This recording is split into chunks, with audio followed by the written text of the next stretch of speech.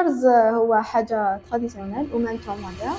سلام، معكم ياسمين بودادس، 21 سنة، من بلدية القليعة ولاية بازا. عندي مشروعي الخاص طرز على القماش والحرير. بديت المشروع تاعي كان في عمري 16 سنة، وين قررت نفتح صفحة تاعي سوق انستغرام واللي هو الطرز اليدوي، والحمد لله يا ربي راني ناجحة دوكا. انا نحب هذه الحرفة ويعني شفتها من زمان، وماما وماني الله يرحمها يعني شفتهم محافظين عليها. قلت وعلاش كملش في هذا الطرز اليدوي. فوت بزاف صوالح غلطت فيهم يعني وتعثرت فيهم، ومنهم تعلمت والحمد لله يا ربي. ما نظمت وقتي كيفاش ما بين القرايه والخدمه تاعي، والحمد لله يا ربي من الغلطه نتعلموا. الطرز هو حاجه تراديسيونيل ومانتو مودير، وما نقدروا نشوفوه باللي راح يتطور، ونقدروا حنا ثاني نطوروا فيه بخدمتنا من الجيل لجيل، وكما راهم يستعملوه دوكا في الافرشه والملابس. وشكرا على الاستضافه اوكتيزيوم، وديروا ابوني.